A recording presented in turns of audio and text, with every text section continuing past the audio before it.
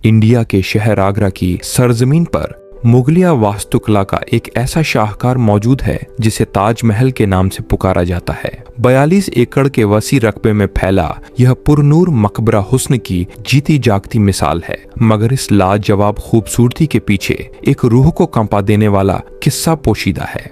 400 बरस पुरानी यह इमारत अपने अहद की सबसे अजीम और आलीशान तामीर हुआ करती थी, जिसे आज दुनिया के 7 अजूबों में शुमार किया जाता है। इस जादुई ढांचे को मुकम्मल करने के लिए 20,000 मजदूरों ने 22 सालों तक अपना खून पसीना एक कर दिया। अगर आज के दौर में इसका तखमीना लगाया जाए तो संग ए मरमर से तराशे गए इस मकबरे की मालियत $1 बिलियन यानी करीब 7,500 करोड़ रुपए से भी तजावुज कर जाती है। मुगल वास्तुकारों ने अपने हुनर के वो नक्श छोड़े हैं कि आज के इंजीनियर भी उन्हें देखकर हैरान रह जाते हैं। इस इमारत की बनावट में ऐसी हिकमत इस्तेमाल हुई है कि जब इसे सदर दरवाजे के पीछे से देखो तो ये बहुत बड़ा नजर आता है, लेकिन जैसे जैसे आप इसकी तरफ बढ़ते हैं इसका आकार अपने आप छोटा होने लगता है। मुगलिया मेमारों का जहन चकरा देने वाला यह कोई पहला करिश्मा नहीं था। इसके चारों कोनों पर खड़ी मीनारें बिल्कुल सीधी नहीं हैं, बल्कि जरा बाहर की तरफ झुकी हुई हैं।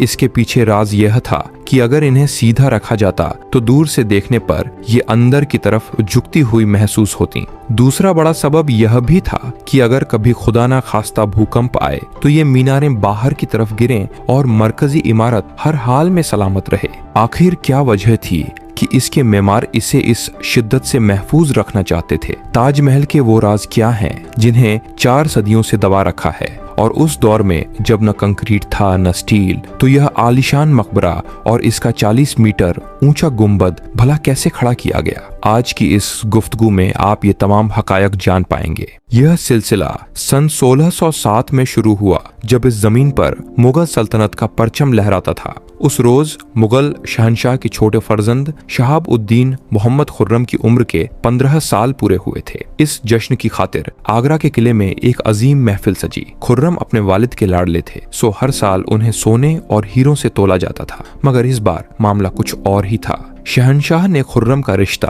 अपने एक दरबारी की साहिबजादी मुमताज महल से तय कर दिया। पहली ही नजर में दोनों एक दूसरे के असीर हो गए। तब भला किसे खबर थी कि यह प्रेम कहानी अमर हो जाएगी। आने वाले 10 सालों में शहजादे ने कई जंगें फतह की, जिसकी बिना पर उन्हें शाहजहां यानी दुनिया का सुल्तान का खिताब बख्शा गया। शाहजहां की 6 बीवियां थीं जो किले के हरम में रहती थीं, मगर उनका दिल तो सिर्फ मुमताज के लिए धड़कता था। शाहजहां अपना ज्यादातर वक्त उन्हीं की सोहबत में गुजारते। वक्त ने करवट ली और 1621 में शहंशाह का इंतकाल हो गया, जिसके 7 साल बाद 1628 में शाहजहां तख्त नशीं हुए। पूरी सल्तनत अपने नए सुल्तान के आने से निहाल थी। यह वो दौर था जब मुगल इक्तदार अपने चरम पर था। हिंदुस्तान से लेकर अफगानिस्तान तक उनका हुक्म चलता था। तमाम फैसले शाहजहां लेते, मगर पर्दे के पीछे मुमताज महल की राय शामिल होती। लेकिन खुशियों के इस गुलशन को जल्द ही नजर लगने वाली थी। तख्त संभालने के 1 साल के भीतर ही जंग के बादल मंडराने लगे। 2 सालों तक तलवारें खनकती रहीं और शाहजहां भी विजयी हुए, मगर जीत की खुशी मनाने से पहले ही उन पर दुखों का पहाड़ टूट पड़ा। मुमताज महल अपनी 14वीं औलाद को जन्म देते हुए शदीद बीमार हो गईं और 17 जून 1631 को इस फानी दुनिया को अलविदा कह दिया। पूरी सल्तनत में मातम छा गया और शाहजहां इस सदमे से बुरी तरह टूट गए। उनकी सबसे अजीज शरीक ए हयात अब उनके पास न थी। कहते हैं इस गम ने शहंशाह को अंधेरों में धकेल दिया था। 8 दिनों तक उन्होंने अन्न का एक दाना भी न चखा और 2 सालों तक न कोई नगमा सुना, न किसी इत्र की खुशबू महकी। मुमताज महल की आखिरी ख्वाहिश थी कि उनकी कब्र दुनिया के सबसे हसीन मकबरे में हो। अपनी बेगम की इसी आरजू को पूरा करने के लिए शाहजहां ने अपनी पूरी जिंदगी और खजाना वक्फ कर दिया।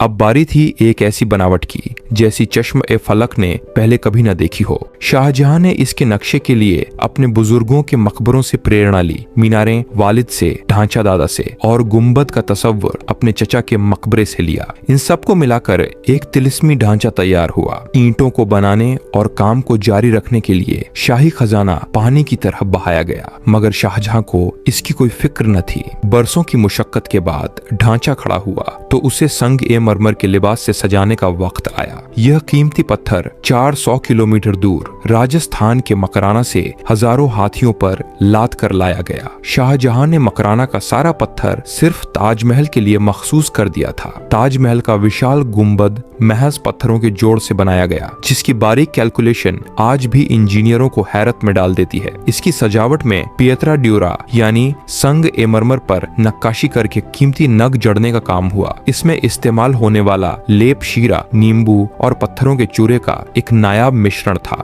इसकी सबसे दिलकश बात यह है कि यह दिन में 4 मर्तबा अपना रंग बदलता है। सुबह के झुटपुटे में ये गहरा साया देता है, सूरज की पहली किरण के साथ गुलाबी और हल्का पीला नजर आता है, दोपहर की धूप में मोतियों सा सफेद चमकता है और शाम के वक्त पूरी इमारत सुनहरी चादर ओढ़ लेती है। पूरे 22 साल बाद 1654 में ताजमहल मुकम्मल हुआ और शाहजहां अपनी मोहब्बत की आखिरी निशानी तामीर करने में कामयाब रहे। मगर अफसोस, इस तामीर ने सल्तनत को कंगाली की कगार पर पहुंचा दिया। 1658 में उनके ही बेटे ने बगावत कर दी और खुद तख्त पर कब्जा कर लिया। शाहजहां को आगरा के किले में कैद कर दिया गया, जहां से वो सिर्फ खिड़की के जरिए ताजमहल को देख सकते थे। 8 साल की असीरी के बाद 74 साल की उम्र में शाहजहां का भी इंतकाल हो गया। आखिरकार वो अपनी मुमताज से मिलने के लिए ताजमहल की उसी कोख में हमेशा के लिए सो गए।